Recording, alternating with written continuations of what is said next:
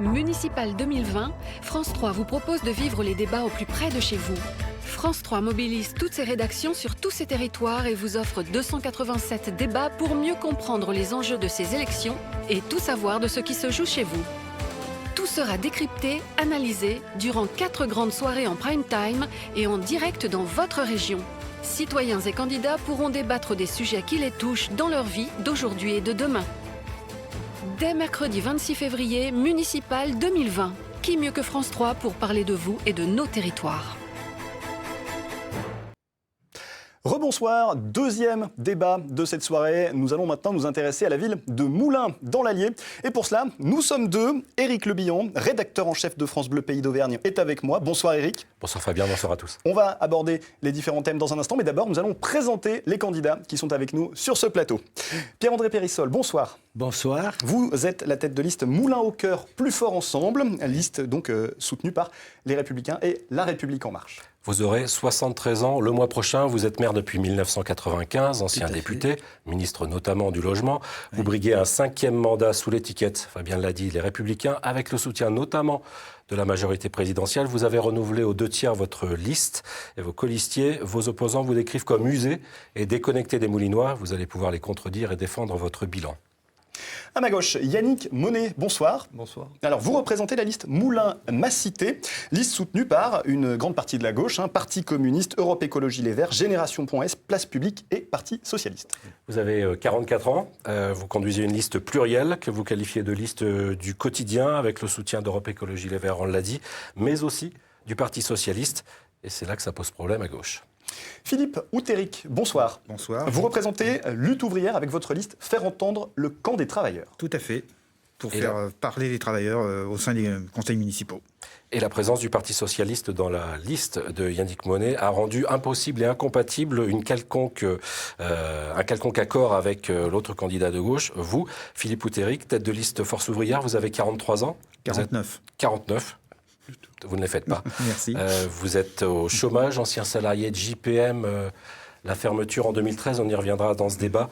Vous êtes porté par le mouvement des Gilets jaunes. Vous incarnez la voix des quartiers populaires qui galèrent. Exactement. Enfin, quatrième et dernier candidat sur ce plateau, Stéphane Lunte, bonsoir. Bonsoir. Vous représentez la liste Pour Moulins.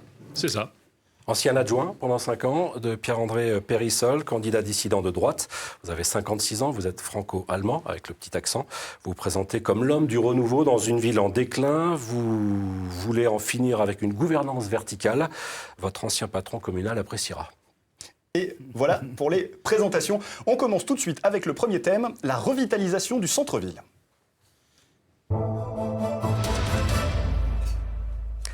Revitalisation du centre-ville, vous défendez votre bilan, Pierre-André Périssol, mais alors vos opposants pour la mairie sont très très durs avec vous.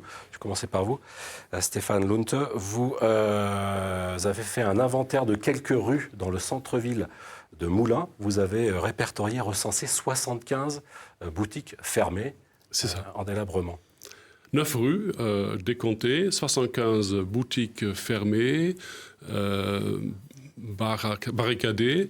Donc c'est la preuve que il y a quelque chose qui ne marche pas, qui ne fonctionne pas.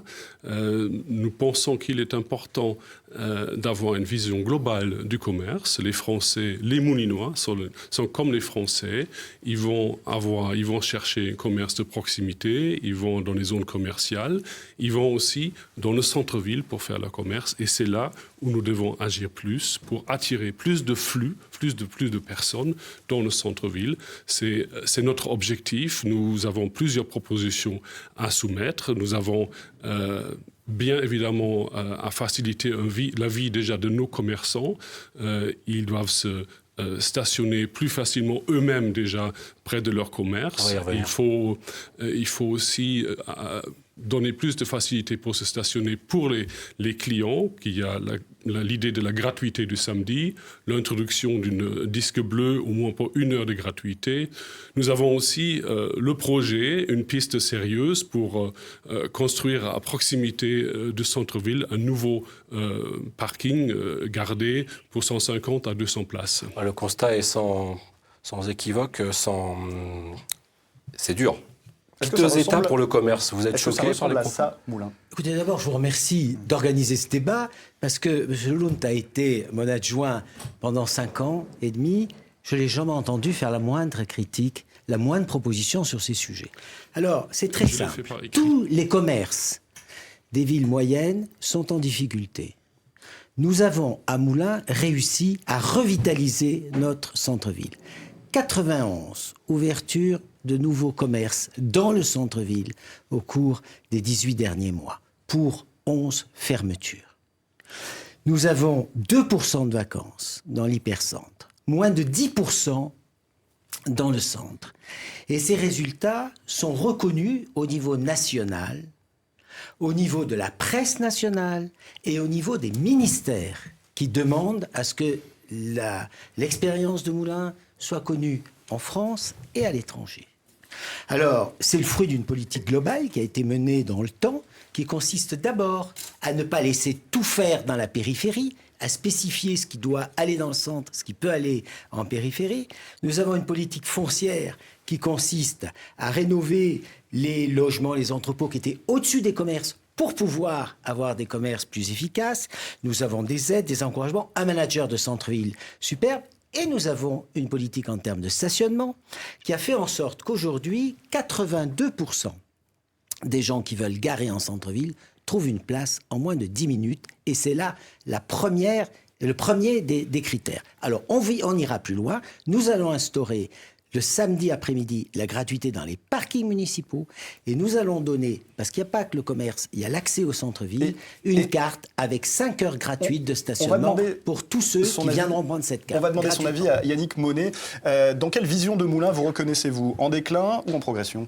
Alors, très sincèrement, je ne me positionne pas en fonction de ce que mes deux collègues disent. C'est pas mon problème. Je pense que quand on parle du centre-ville, il faut essayer d'avoir une vue d'ensemble. On ne peut pas traiter les choses de façon isolée. La première chose, le premier principe sur lequel on part, c'est que pour que les gens viennent en centre-ville, il faut qu'ils aient une offre différente que ce qu'ils trouvent en périphérie. Ça paraît idiot, mais en tout cas, ça nous paraît indispensable. Donc, c'est-à-dire que la question de l'animation du centre-ville ne peut pas reposer que sur la question commerciale. Il y a beaucoup d'autres choses à faire en centre-ville. Nous, ce qu'on propose, c'est un plan d'acquisition. Là, pour le coup, ça concerne le commerce. Un plan d'acquisition des commerces vides pour essayer d'avoir une pression positive sur les loyers, parce qu'on a un vrai problème de loyer important, Place d'Allier notamment. La deuxième chose, c'est un plan d'animation. Pour que les gens viennent en centre-ville, il faut qu'ils aient autre chose à faire que de consommer. D'abord parce que c'est très compliqué pour un certain nombre de concitoyens d'être tout le temps dans la consommation. Et je pense que le centre-ville peut être un lieu de déambulation pour un certain nombre d'habitants. Moi, je l'ai connu quand j'étais jeune, c'était le cas avant. La troisième chose, c'est qu'il faut un vrai projet de réaménagement urbain. Aujourd'hui, le centre-ville n'est pas très agréable. En tout cas, il y a des aménagements qui méritent d'être faits. Qu'est-ce qu'on change dans ce centre-ville de Moulins? Par exemple, il faut arrêter de bétonner le centre-ville. Nous, on propose un plan de revégétalisation. C'est-à-dire qu'aujourd'hui, à Moulins, cet été, quand les gens venaient en centre-ville, il fallait effectivement qu'ils rentrent dans les commerces, sinon ils allaient crever de chaud place d'Allier, quoi. C'est plus un lieu de déambulation où on peut venir se promener et regarder ce qui se passe. Il faut que ça redevienne un lieu de vie. Vraiment, il faut que ça redevienne un lieu de vie. Et pour que ça redevienne un lieu de vie, je m'arrête là-dessus, il faut un plan d'accessibilité pour toutes les personnes. Beaucoup de personnes peinent à accéder au centre-ville sur des choses très simples. Par exemple, les personnes à mobilité réduite, c'est très compliqué de se déplacer sur les pavés, très concrètement, par exemple. Philippe Oudéric, vous faites quel tous constat? les jours un accident sur la place d'Allier. Moi, ce que je pense d'abord, c'est que les magasins en centre-ville, déjà, sont trop chers par rapport au salaire moyen des Français, enfin des Moulinois surtout. Et donc, les trois quarts ne vont pas en centre-ville parce qu'ils ne peuvent rien acheter. Quand on voit les prix, honnêtement, on est ouvrier, on dit, c'est pas pour moi. Hein. C'est pas propre à Moulins, ça. Ah non, mais dans tous les centres-villes, je suis d'accord. Enfin, c'est une histoire de salaire quand même. Donc, il faut mettre des magasins à bas prix en centre-ville si vous voulez redynamiser les centres-villes et pas les empêcher de s'installer. Voilà. Je voudrais qu'on écoute quand même vos administrés ou futurs administrés, si vous êtes élus. On va voir ce qu'ils en pensent de ce dynamisme du centre de Moulins. Les gens, ils iraient bien dans les commerces, mais c'est payant. Ils ne trouvent pas de place pour se garer. Voilà. Hein? Et il y a beaucoup de gens qui respectent, et c'est pour ça qu'il y a beaucoup de magasins qui ferment par rapport à ça. Il y a eu certaines améliorations, du côté des illuminations, tout ça, ça a ramené pas mal de monde. Après, j'ai trouvé ça bien. Pour y être allé, franchement, c'était cool. Après, améliorer, je ne saurais pas trop vous dire. Il y a des efforts qui ont été faits, ça c'est sûr. C'est gratuit à Nevers. Bon, je ne dis pas de faire tout gratuit à Moulins, mais enfin, en faire quelques-uns quand même, quoi. Passer le bac, les jeunes partent et vont dans les grandes villes, donc ne reviennent plus ensuite. Donc pas de jeunesse, pas de dynamisme, pas de nouveaux magasins, pas de développement. Pierre-André Périssol, vous vous reconnaissez dans ce que vient de dire cette dame? Pas de dynamisme, pas de jeunesse, pas de développement? Écoutez, moi en tout cas, je note. Venez un samedi après-midi à Moulins, dans le centre-ville, et vous rencontrerez beaucoup de gens qui viennent de Nevers et d'autres villes de l'Allier. Donc moi, je constate que les Moulinois restent à Moulins et que d'autres habitants d'autres grandes villes viennent à Moulins. Il y a encore beaucoup de choses à faire, mais on a déjà bien réussi. Et je crois que ce qui est très important, vous citiez tout à l'heure ce qui était dit par un de mes concurrents, on ne peut pas dire qu'une ville est en déclin, que le commerce est dans un état piteux. Lorsque on veut dynamiser une ville, on doit d'abord avoir l'honnêteté de reconnaître, encore une fois, il y a beaucoup de choses qui restent à faire, mais on reconnaît d'abord les acquis. Vous ne le citez pas, mais Stéphane Lunte, a priori, c'est à vous que ça s'adresse. Oui, est-ce qu'il faut être résolument optimiste? J'entends bien, mais vous voyez, une campagne électorale, ce n'est pas une campagne promotionnelle pour faire vendre la ville de Moulins à l'extérieur. On a des atouts dans notre ville, évidemment. On ne va pas le nier, mais il ne faut pas non plus se cacher les yeux devant les difficultés que connaît. Ça a été cité, la difficulté d'accéder à la ville, la difficulté pour les jeunes pour rester sur place. M. Outeric a aussi raison que nous avons un vrai problème de pauvreté, d'appauvrissement dans notre ville. Nous avons perdu en 15 ans 1000 foyers imposables. Nous avons aujourd'hui une personne sur 5 à Moulins qui gagne moins de 1000 euros. Nous avons beaucoup de difficultés matérielles, plus proprement. Ce qui m'amène à dire, nous pouvons lancer toutes sortes d'initiatives pour relancer le commerce en centre-ville, le commerce de proximité, il ne faut pas l'oublier non plus, mais nous devons nous occuper avant tout de la difficulté que nous avons en termes d'emploi, en termes de pouvoir d'achat sur notre ville. Ça, ce sont des généralités. Concrètement, j'ai entendu tout à l'heure plus de stationnement gratuit, plus de facilités de parking, etc. etc. Vous avez des solutions concrètes pour faire venir les gens dans le centre-ville et pas des globalités, des généralités. Comme je l'ai dit tout à l'heure, il y a la proposition de la gratuité de samedi pour le stationnement, il y a la proposition d'introduire le disque bleu pour 1 heure de gratuité. Nous avons la proposition d'augmenter aussi l'espace de parking. Vous avez soutenu ces propositions quand vous étiez dans la majorité municipale? C'est nos propositions qui nous émettons aujourd'hui. Nous avons aussi un régime de soutien pour les commerces qui s'installent nouvellement. Nous voulons l'étendre, non simplement pour les commerces en centre-ville, mais aussi à proximité, encore une fois. Nous voulons aussi que ce régime, ces subventions, s'adressent aussi à des commerçants qui ont déjà fait leurs preuves, qui sont déjà là depuis 10 ans et qui ont envie de rénover leur boutique. Monsieur Monet, vous avez déclaré dans les dernières réunions, les dernières interviews, tout le monde ne compte pas de la même façon dans cette ville. De nombreux habitants, notamment dans les quartiers populaires, ont un fort sentiment de relégation sociale. Est-ce que ça veut dire qu'à Moulins, il y a des gens laissés de côté? Ah bah, bien sûr que oui. Écoutez, quand on regarde, on dévie un peu du centre-ville, je reviendrai sur la question du centre-ville. Aux élections municipales, on a un fort taux d'abstention. 45% d'abstention. Et il y a 51% aux dernières élections des Moulinois qui se sont exprimés. Donc c'est un vrai problème. Ça veut dire que les gens ne se sentent pas investis dans la vie municipale. Et nous, quand on a mené cette campagne et quand on a construit notre projet, on a fait beaucoup de porte-à-porte, beaucoup de rencontres, beaucoup de proximité. Et c'est vraiment un sentiment très fort et très partagé. Prenez la question du centre-ville, notamment. Malheureusement, les gens des quartiers, quand il y a des animations au centre-ville, comment ils font pour y aller? Ils n'ont pas accès aujourd'hui. Quand c'est le soir, par exemple. Ils n'ont pas forcément accès, à moins d'avoir un véhicule. On va aborder la question des transports. On va aborder, mais un peu juste plus loin sur dans la ce question débat. du centre-ville, quand même. Je sais bien que les périodes électorales sont toujours compliquées, mais je pense qu'il faut essayer de regarder les problèmes dans sa globalité. Moi, je ne comprends pas qu'on me parle de stationnement sans me parler de plan de mobilité, par exemple. C'est-à-dire qu'il faut qu'on arrête d'avoir des mesures qui soient posées à un endroit et qui ne correspondent pas à grand-chose. C'est la question des zones 30 qu'on a fait à Moulins, par exemple. Ce ne sont pas des zones 30.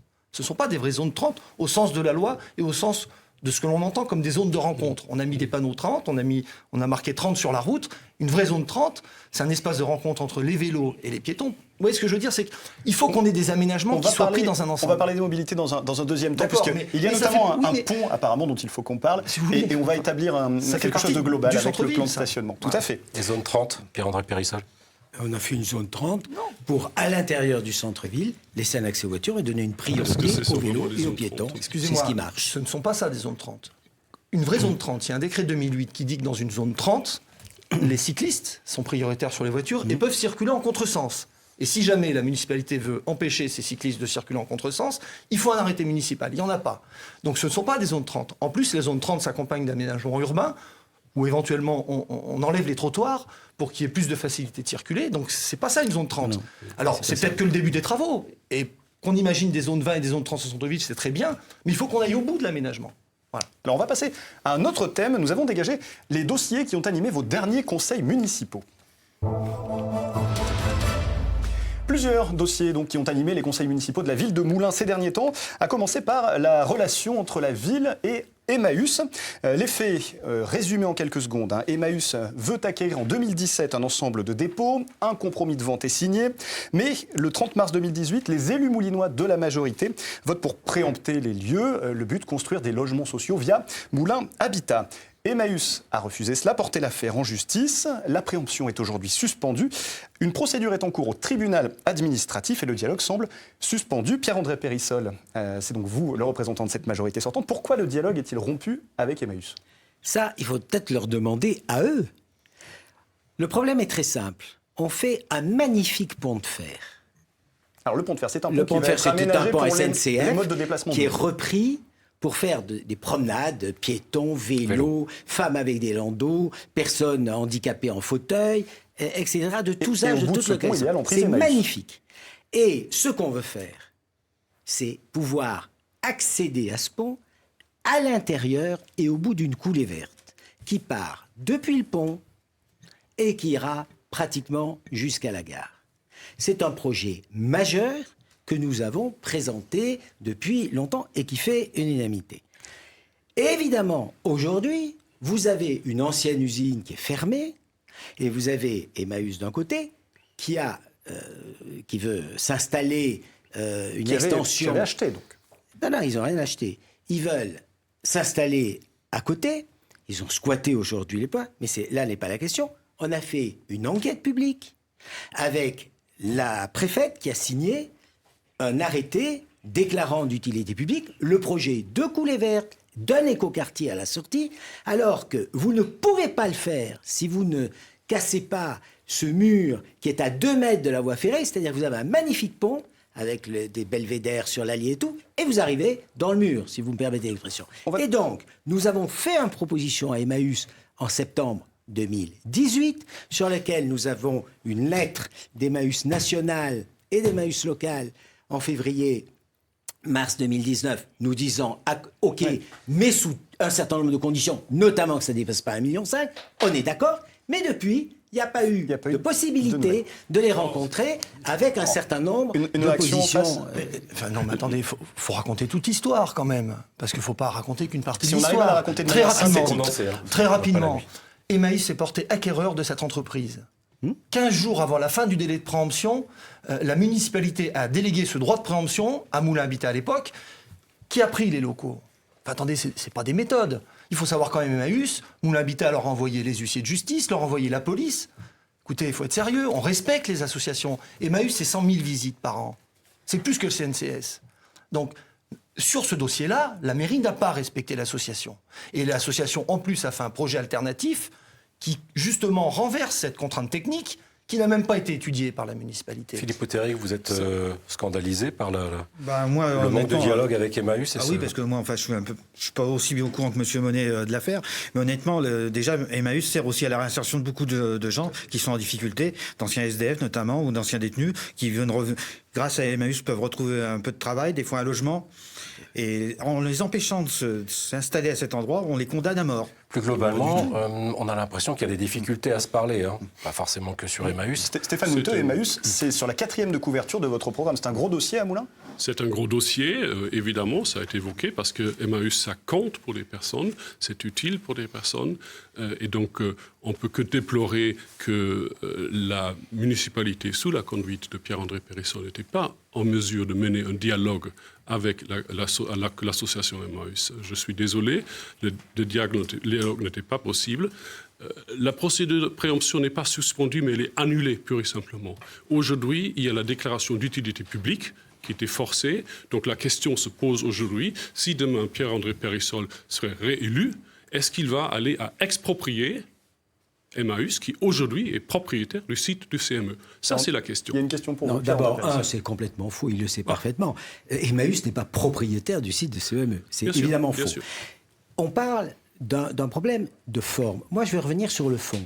Une enquête publique a été faite.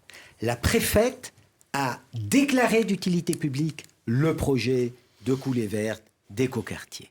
À partir de ce moment-là, nous avons évidemment... Je suis le seul ici à avoir un mot manuscrit de remerciement et de félicitations pour mon action, signé de l'abbé Pierre, personnellement de sa main, de ce que j'ai fait. Donc j'ai pas de leçon à recevoir. Il n'est plus là, mais je n'ai pas du tout de leçon à recevoir. Et je veux qu'Emmaüs marche, et marche beaucoup mieux que là où il est aujourd'hui, où il a un certain nombre de trucs qui ne peuvent pas fonctionner. Oui. D'où la proposition qu'on leur a faite, qu'ils ont trouvé très bien. J'ai la lettre ici, signée du point, avec un certain nombre de conditions qu'on remplit. Ça sera beaucoup mieux là-bas.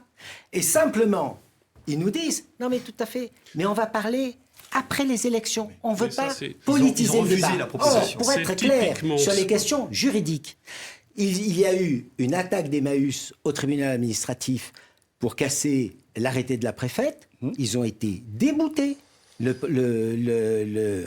Leur recours a été reculé. Et donc, évidemment, là, nous allons, maintenant qu'on a investi 4 millions sur le pont de fer, nous allons faire en sorte qu'il y ait une coulée verte. Donc, et Emmaüs sera très bien repositionné un autre feuilleton dans la proposition qu'ils ont validée. On va passer à une autre affaire qui fait beaucoup parler en conseil municipal à Moulins, c'est le dossier Apsis. Là aussi, un résumé très court et forcément trop synthétique. La ville de Moulins a été condamnée fin 2018 pour avoir écarté le promoteur Apsis de la réhabilitation du marché couvert. Condamnation à 1 600 000 €. La ville a fait appel. L'appel est suspensif, donc vous n'avez pas versé ces 1 600 000 €. Yannick Monet, vous avez dénoncé à cette occasion le manque de transparence de la mairie sur ce dossier. Est-ce que c'est révélateur d'un manque de transparence? C'est ce que vous dites? Alors, c'est pas vrai. Il y a le manque de transparence, mais je pense que sur ce dossier du centre-ville, il y a le fond de l'affaire. De ce que j'en connais, je ne suis pas certain que la mairie ait eu tort à cette époque vis-à-vis d'Apsis. Le vrai problème, c'est quand on engage une procédure de destitution d'une structure comme ça, on ne le fait pas n'importe comment. Et je pense qu'on est condamné pour ça. Mais la vraie conséquence, c'est qu'on a 1,6 million au-dessus de nos têtes et que demain, le budget de la commune ne sera pas tout à fait le même s'il faut payer 1,6 million à Apsis. Donc, voilà, à l'époque, moi, j'avais dénoncé surtout le vrai scandale. Pour moi, ce n'était pas Apsis, c'était la vente du marché couvert. Puisque la municipalité s'est déchargée du marché couvert et donc n'a plus cet outil qui est un outil structurant et l'a vendu. C'est-à-dire que demain, les structures qui gèrent le marché couvert, si jamais elles font faillite, elles le démantèleront et on n'aura plus d'outils pour intervenir sur la question du centre-ville, puisque c'était votre premier sujet. Emmaüs, Apsis, on pourrait parler aussi de Kiabi dans la zone commerciale Porte d'Allier.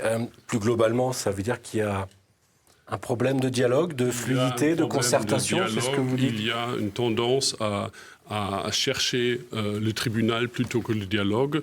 Je n'étais pas présent, je n'étais pas encore élu en 2008, ça date il y a 12 ans maintenant.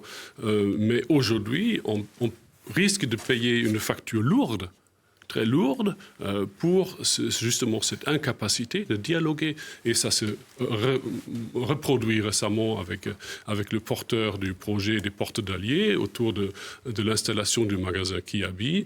Il y a encore une autre affaire qui risque encore de coûter plusieurs centaines de milliers d'euros pour la participation que le porteur a payé déjà 4 millions d'euros, qui n'a pas eu des factures sur cette participation. Donc là aussi, il y a une procédure en cours. Donc c'est encore une fois la difficulté de mener un dialogue, de savoir à la place des autres.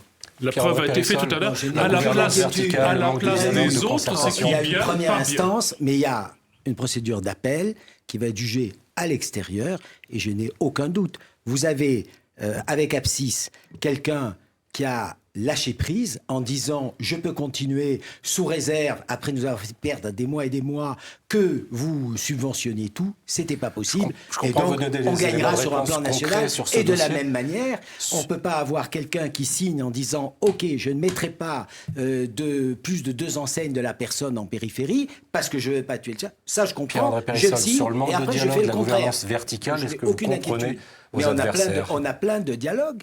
On fait ça régulièrement. Mais pour dialoguer, c'est bête, hein, mais il faut être 2. Et il faut que l'autre veuille dialoguer plutôt qu'imposer sa loi et faire payer aux Moulinois ce qu'il ne sait pas faire, ce qu'il ne veut pas faire. Il faut Monsieur Autéric, vous avez Pourquoi, comme pour la session du marché couvert, on n'a pas fait la demande directement aux Moulinois de la manière d'un référendum? Ça aurait été quand même beaucoup plus honnête de la part de la municipalité. Là, les Moulinois se seraient vraiment posé la question, est-ce qu'on le garde ou est-ce qu'on le vend? S'ils avaient dit on le garde, eh ben on l'aurait gardé. Et on va passer Voilà. sur ces paroles au thème suivant qui concerne probablement plus de Moulinois. Il s'agit de la mobilité. Éric, c'est à vous. Avec le pont, c'est le mot qui revient le plus souvent quand on interroge les Moulinois. Le deuxième pont. 22 000 véhicules jour, je ne me trompe pas, sur le pont historique. Absolument. On va parler d'argent tout à l'heure. Vous êtes sur ce plateau tous favorables à un deuxième pont. Je mettrai quand même quelques bémols. Vous n'avez pas toujours été pour ce deuxième pont. Non, non. Vous avez changé d'avis? Non, Vous avez toujours non, été non. sur la même Non, ligne? moi, je l'ai C'est pas été. ce qu'on a cru comprendre. Non, on pourra vous donner les positions des uns et des autres, et notamment qui ont évolué récemment, mais on a toujours été Il n'y a pas eu une pour bascule faire en ce- 2008 sur votre positionnement sur le deuxième pont? On a été en 2008, 2008 parce qu'on a commencé à ce moment-là à se dire comment on va avoir les moyens pour faire un pont qui coûte 30 millions, c'est tout. Et donc, dès lors qu'on a réuni ces financements et les autorisations, on va le faire. On va parler du financement Absolument. du projet. 23 millions en 2010, aujourd'hui 30 millions, ça cesse de grimper. 30 millions, ouais. Stéphane Lunte, vous avez dit ce pont, je suis pour, oui, mais. Mais quoi? Je suis pour ce pont, il n'y a aucun problème, je le salue. Il est très utile, surtout aussi pour les habitants de la rive gauche de l'Allier. Non, il n'y a aucune difficulté. J'avais une question qui concernait à un moment donné la propriété de pont. Qui va être le propriétaire de cet ouvrage? La réponse a été fournie par Pierre-André Périssol en tant que président de Moulins Communauté de la Commune d'Aglo. J'avais une interrogation sur l'absence d'un plan de circulation.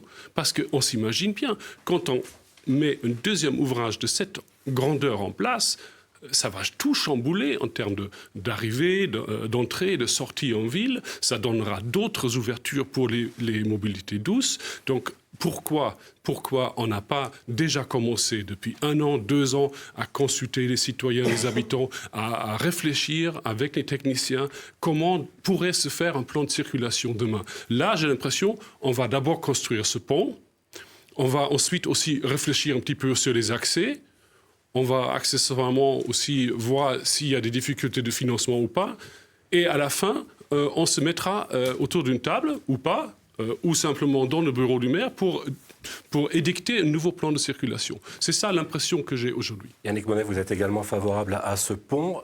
Vous avez les écologistes qui vous soutiennent sur votre liste. Il n'y a pas d'incompatibilité entre l'écologie et la construction d'un pont. On sait qu'ailleurs, dans d'autres endroits d'Auvergne, ça peut coincer. Alors, avant de répondre à votre question, on ne doit pas rencontrer les mêmes personnes, parce que je peux vous dire que nous, on ne parle pas du deuxième pont à Moulins. Mais absolument pas. On a fait du porte-à-porte, on fait du porte-à-porte depuis des mois, sur tous les quartiers. Hier, on a fait une réunion à la Madeleine, donc qui est le quartier qui est de l'autre côté du pont. Personne ne nous parle du deuxième pont. Donc, je vous le dis juste. Nos c'est équipes pas- sur le terrain Ah ont bah, recueilli- peut-être vos... Alors, bah, Le mais écoutez, dernier Moulinois rencontré ici D'accord. dans cette rédaction nous a Peut-être. dit la première chose à laquelle je pense en Mais je pensant peux Moulins, vous c'est dire le qu'on a deuxième pont. rencontré plus de 200 personnes. On ne nous parle pas du deuxième pont. Mais c'est La peut-être deuxième parce remarque que je ça voulais traîne faire. depuis 20 ans et que c'est une Ah fatalité bah, depuis maintenant. plus de 20 ans. Écoutez, moi, je suis né à Tous les Moulins, cas, je suis les élections depuis Sous la 95, c'est gouvernance bien de- plus de 20 ans que ça. sous la Bref, gouvernance c'est pas, de c'est- Pierre-André c'est- Périssol. c'est pas le problème. Deuxièmement, qu'on en fasse un sujet, je trouve ça curieux. Il y a eu un arrêté, il va se faire. Qu'est-ce que vous voulez qu'on dise Alors, de au plus départ, l'enquête sur du- ce pont? Je réponds à votre question après, je ne vous oublie pas sur la question écologique. Moi, sur ma position, j'ai toujours été favorable jusqu'à l'enquête publique. qui a Parce été que, défavorable. oui, Qui a mais c'est pas conclu, parce qu'elle était je cite, défavorable. L'intérêt de construire un nouveau pont n'est pas démontré. Voilà. Alors, elle n'a pas conclu que ça. Elle a mis aussi en évidence un problème d'emplacement qui pose beaucoup de questions chez les Moulinois, même ceux qui sont favorables à ce deuxième pont. Et donc, moi, je considérais que l'enquête publique a mis en évidence des préoccupations des habitants qui ne peuvent pas être balayées, même par un arrêté. Voilà. C'est pour ça que j'ai arrêté de participer au vote, parce que je trouvais, on a appris par la suite qu'il y avait plusieurs emplacements possibles. Et là, je vous rejoins, on aurait peut-être pu aussi discuter avec les habitants sur cette question d'emplacement, par exemple. Donc voilà, mais je vous dis quand même que la question de la mobilité, des mobilités ne se résume pas à la question du pont, bien heureusement. Alors on va peut-être écouter ce qu'en disent les Moulinois puisqu'on leur a demandé leur avis. Le pont est important pour tout le monde, pour pouvoir sortir facilement, rentrer facilement. Donc on attend notre pont depuis toujours. Donc on est heureux normalement ça va se décanter. parce que ça fait un bon moment qu'ils s'en parlent aussi. Faire le pont, tout ça, la Roche-Morte, tout ça. Il y a beaucoup de travaux à faire sur Moulins, c'est sûr. Par rapport à la présence du deuxième pont, je pense que ça serait essentiel dans le sens où par rapport à la circulation, et je pense que je ne dois pas me tromper en disant qu'il y a à peu près 5000 passages de véhicules à peu près tous les jours. Donc entre les différentes personnes qui cherchent à sortir, et notamment de la ville, et le soir aller chercher leurs enfants à l'école, et notamment dans les petites campagnes avoisinantes, c'est vrai que je pense qu'un deuxième pont pour moi serait nécessaire. Le soir, à partir de 5h30, vous avez une file de voitures sur le pont, c'est incroyable. Mais je crois qu'ils vont faire un deuxième pont, soi-disant. Alors l'arrêt, là, il n'est pas adapté pour les fauteuils. Et on doit faire des travaux, ça fait 15 ans que le maire il a prévu des travaux là. Et il n'y a rien de fait. Donc on ne peut pas monter avec les fauteuils, on ne peut pas monter dans les bus. Pierre-André Périssol, qu'est-ce que vous répondriez à ce monsieur qui nous dit « ça fait 15 ans que j'attends des travaux d'accessibilité ». Moi, le deuxième pont, c'est vraiment une victoire majeure qu'on a obtenue. Mais ça n'a rien à voir avec l'accessibilité. C'est majeur qu'on ait obtenu ce deuxième pont, notamment pour l'accessibilité et pour les modes doux, puisqu'il ne peut pas y avoir de traversée en mode doux aujourd'hui sérieux sur le deuxième. Alors, si on reparle de l'accessibilité, et notamment non, je voudrais pour les vraiment, personnes à vous me mobilité permettez, je dis parce que je trouve que c'est très intéressant. Ça révèle vraiment la manière de faire de la politique. Le deuxième pont, nous l'avons obtenu grâce au courage de la préfète. L'appel d'offres qui a validé malgré l'enquête d'utilité publique défavorable. Mais comme l'a fait le Centre national de protection de la nature, qui a déclaré tout à fait l'utilité publique. Non. Nous allons lancer les consultations pour choisir les entreprises la semaine prochaine. Les travaux commenceront avant la fin de l'année et ils seront finis à l'automne 2023.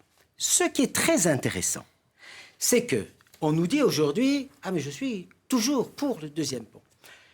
Lorsque Stéphane Lund démissionne, il démissionne pour 3 dossiers, dont le deuxième pont, dont il dit, c'est signé, des moyens très importants y sont concentrés, mais nous rencontrons des difficultés pour entretenir la voirie. Lorsqu'il dit aujourd'hui qu'il était contre, ou qu'il aurait souhaité qu'on fasse un plan de circulation avant, il déclare en conseil municipal le 14 avril 2017. Parler du plan de circulation avant l'ouverture du deuxième pont, ça n'a pas de sens, puisqu'évidemment c'est avec ce deuxième pont que pourront se dégager les possibilités pour faciliter la consultation. Et dernièrement, si nous avons obtenu l'arrêté de la préfète, c'est parce que nous avons réussi à réunir dans une même salle des élus de gauche, de droite, qui ont tous dit il faut le deuxième pont, y compris le député qui est un député communiste. Stéphane, il y avait 2 absents. On va laisser répondre. Il y avait 2 absents. Vous les avez en face. Stéphane Lund qui n'est pas venu soutenir le deuxième pont et également Yannick Monet. Ces 2 absents, alors que c'était vital pour avoir le deuxième pont. Alors, il n'est pas une condition préalable pour être en faveur de ce deuxième pont, pour assister en assistant à une réunion électorale de M. Périssol. Non, c'est pas électoral. Alors, Monsieur Dufresne ne venait pas pour me soutenir électoralement. Il y avait uniquement des hommes et des femmes de gauche et de droite qui voulaient tous le deuxième pont. À chaque occasion, vous voulez me faire dire que je suis contre ce deuxième pont. Je ne suis pas contre ce pont. Vous-même, vous y étiez en 2008. Aujourd'hui, j'aime plutôt, et je préfère qu'on se réunisse ici autour de cette table pour parler des projets d'avenir. Et dans ce sens-là, j'aimerais mieux qu'on aille dans cette direction-là. L'amitié franco-allemande fait plaisir à voir. On va élargir le sujet dans un instant. Vous voulez répondre ? Juste une chose, moi, ce qui me préoccupe sur ce sujet du deuxième pont, il y a 2 choses qui me préoccupent. C'est d'abord l'état du pont Aige-Morte. Rien n'est prévu pour le réparer. C'est 4 millions d'euros pour le réparer, le pont Aige-Morte. Mais rien n'a été... le seul pont à 10 km à la ronde. Oui. Oui. Nous, on s'est renseigné. Il y a un certain nombre de travaux à faire, en 3 étapes. Mais on ne se préoccupe pas de la réparation du pont Aige-Morte, qui est dans un état très délicat, excessivement délicat, dans ce que les experts nous ont dit. Excusez-moi. La deuxième chose, c'est le plan de mobilité. Depuis 12 ans, toujours pas de plan de mobilité. C'est ça la question. Au-delà de ce pont, il faut un plan de mobilité. Enfin, c'est impensable d'imaginer la circulation. Il y en a eu un qui a été préparé en 2012, mais on s'est arrêté, on l'a même pas validé en conseil communautaire. Donc il n'y a pas, aujourd'hui, on n'a pas ce qu'on appelait plan de déplacement urbain, on n'a pas de plan de mobilité sur l'agglomération, ce qui est un vrai problème. Mais maintenant qu'on aura un deuxième pont, on lance le plan de mobilité. Donc on va attendre 4 ans pour l'avoir, le plan de mobilité. Mais pas du tout. On fait 15 plan de mobilité en un an et demi. Et il y a effectivement 3 ans et demi avant d'avoir le pont. 3 ans avant d'avoir le pont, le deuxième pont. C'est évident. Mais on va le faire. Mais encore une fois, les Moulinois peuvent être sûrs qu'ils auront le deuxième pont si je suis réélu. Je vous dis, nous lancerons les travaux en fin 2020 et nous aurons l'ouverture de ce deuxième pont, disons, en septembre 2023. Philippe Oudéry, vous ne vous êtes pas je pense qu'ils exprimé prennent sur des ce- risques Monsieur Périssol. avec d'autres candidats. Alors si aussi c'était aux autres candidats. Philippe Philippe Oudéry, Oudéry, est-ce sur qu'il est plus l'accessibilité. facile de se déplacer au Puy? Au Puy. Au Puy. À Moulins. À Moulins, pardon, excusez-moi. Honnêtement, le pont, il en faut un deuxième, ça c'est sûr. C'est pas le problème. C'est pas le problème. Le problème, c'est tout ce qui va accompagner ce pont. Le réseau de bus est lamentable à Moulins. Et on a supprimé des arrêts de bus justement de l'autre côté, où déjà les gens avaient beaucoup de problèmes pour traverser ce pont. On a supprimé des arrêts de bus. Il y avait un parking relais où les gens pouvaient garer leur voiture, prendre le bus pour aller en centre-ville. Il n'y a plus de bus qui s'arrêtent là, donc il n'y a plus de parking relais. Philippe Oudéry, gratuité des transports en commun le week-end, toute la semaine, on fait quoi? Tout le temps, en fait, toute la semaine, et payé par les entreprises. Puisqu'en fait, les entreprises auraient besoin de ce transport. Et pour les handicapés?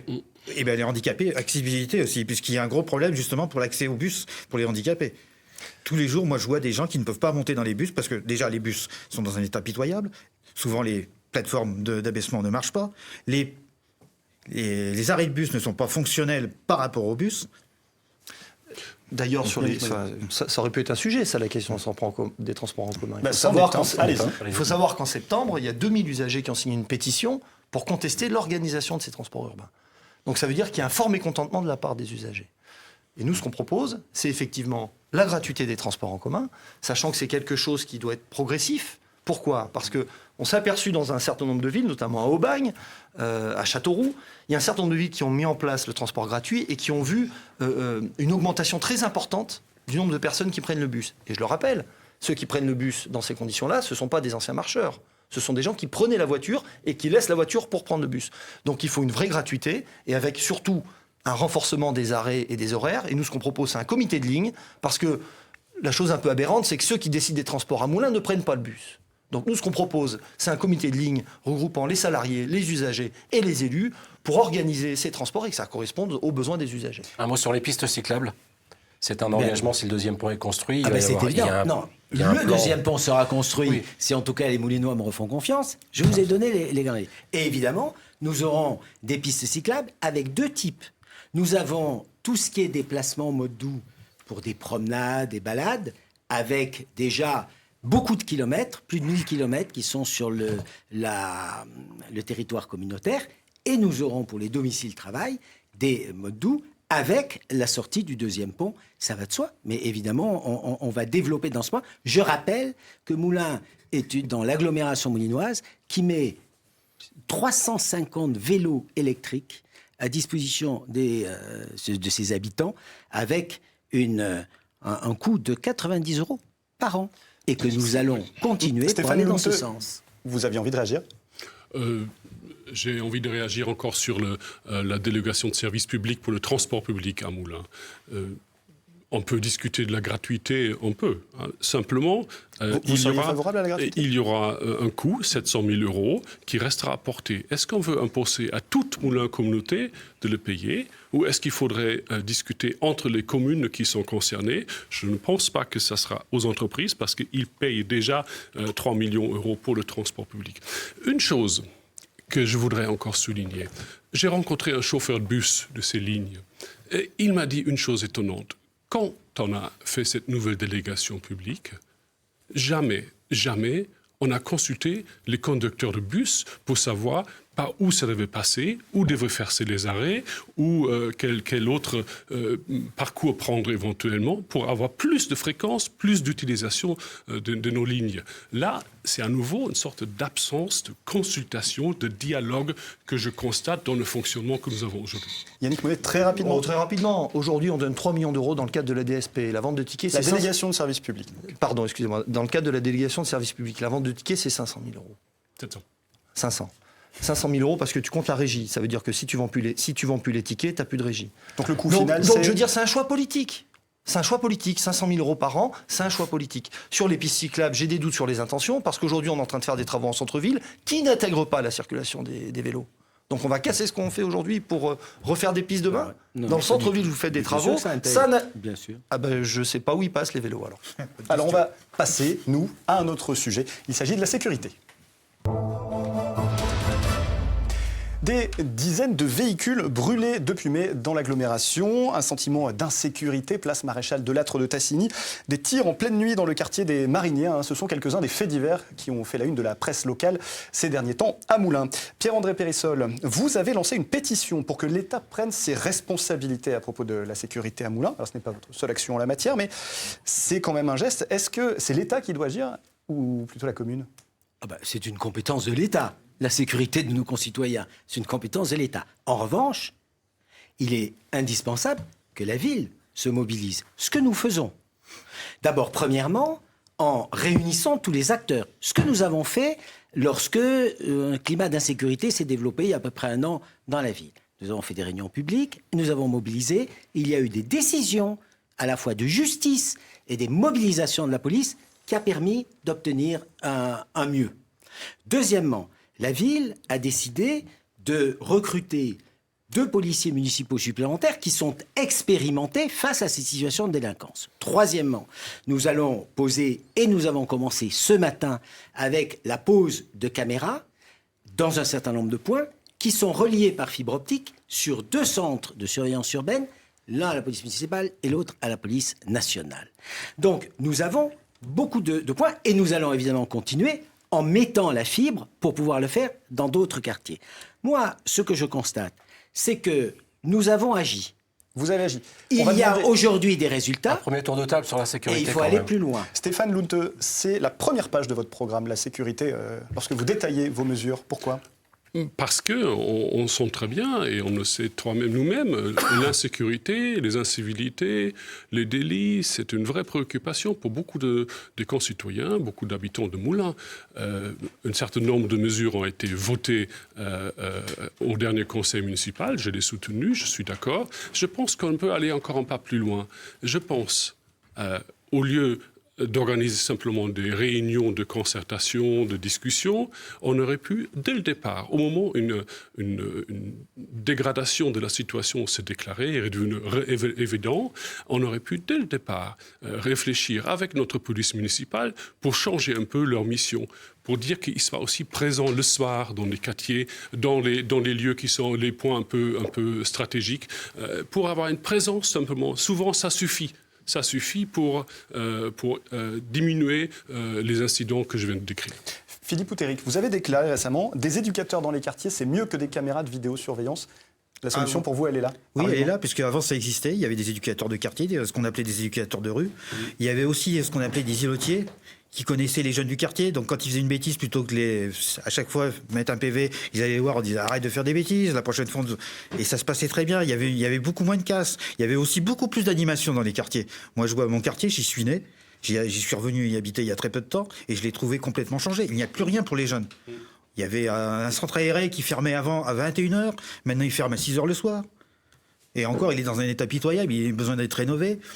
Il n'y a plus de centre aéré d'été, enfin pendant les vacances, il faut amener les gamins dans une zone en car où le car ne part qu'à 9h du matin, donc les gens qui travaillent, ils ne peuvent pas emmener leurs enfants au centre aéré.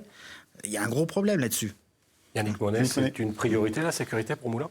Ça fait partie des priorités, mais je pense qu'il faut traiter ça avec sérieux et ne pas chercher à jouer avec les émotions des gens. Donc on fait comment pour le traiter avec sérieux ? Attendez, déjà il y a 2 choses. Il faut avoir un discours un peu sincère. Mes 2 collègues de droite ont soutenu, il y a 3 ans à l'élection présidentielle et législative, la suppression de 500 000 fonctionnaires. Et maintenant, ils demandent un renforcement de la police. Attendez, il faut savoir ce qu'on veut. Moi, je suis pour qu'il y ait plus de fonctionnaires sur le territoire, et notamment de la police de proximité. La deuxième chose, c'est que mes 2 collègues disent c'est une compétence de l'État, mais proposent des solutions qui devraient relever de l'État. C'est pas cohérent. Une municipalité, son devoir en matière de sécurité, c'est la prévention. Donc, effectivement, moi je partage. Nous, ce qu'on propose, c'est des médiateurs de rue, remettre de l'humain dans la ville. Parce que les caméras ne règlent rien. Il y a un très bon livre qui sort début du mois de Laurent Mucchielli, directeur de recherche au CNRS, et qui explique le grand bluff des caméras. D'abord, elles ne règlent que 1 à 3% des affaires. Et en plus, elle déplace le problème. Au mieux, au pire, elle le cache. Donc ce qu'on a besoin à Moulins, c'est de remettre de l'humain dans la rue et qu'il y ait du lien qui se fasse avec les groupes. C'est comme ça qu'on arrivera à résoudre rapidement les phénomènes. Et dernière proposition que l'on fait aussi, c'est le renforcement du gardiennage dans les logements sociaux.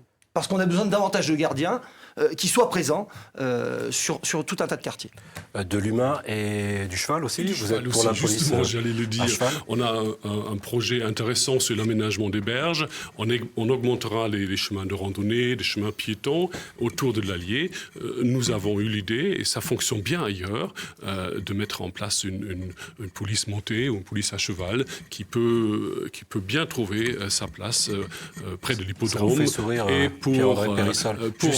Justement, pour mettre plus d'humains, plus de nature. 30 secondes. Quand vous avez un trafic de stupéfiants sur la place de l'Aide de Tassigny ou sur d'autres places de la ville, il est certain que 2 policiers à cheval qui arriveront vers les jeunes, là, ils ne pourront pas les repérer et ils seront pris sur le fait. Ça serait moins efficace que des caméras ?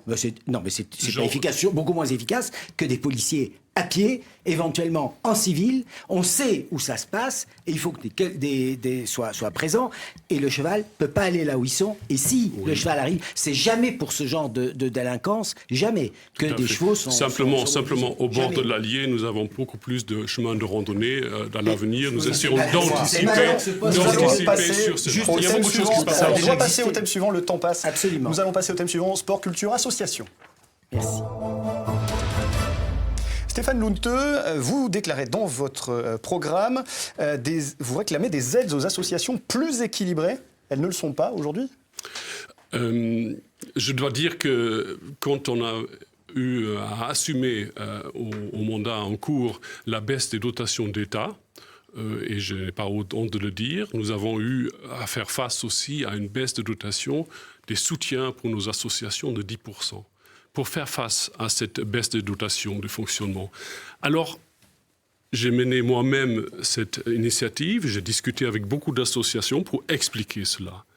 Alors si ensuite, en 2018, 2019, on augmente unilatéralement les subventions pour une autre association, qui est le Moulin Isère Foot, là, je vois un déséquilibre. Je voudrais qu'il soit plus équilibré, notre distribution de subventions. Nous avons besoin d'une grille, d'un règlement qui traite toutes les associations de la même manière, en intégrant le nombre de jeunes, par exemple, la question est-ce qu'il y a un sport adapté dans le programme, dans les propositions. Voilà ce que nous proposons. Pierre-André Périssol, est-ce que vous avez donné plus au foot et moins aux autres ? Écoutez, on a un club, Moulin Isère Foot, qui est le fruit d'une coopération entre 2 villes.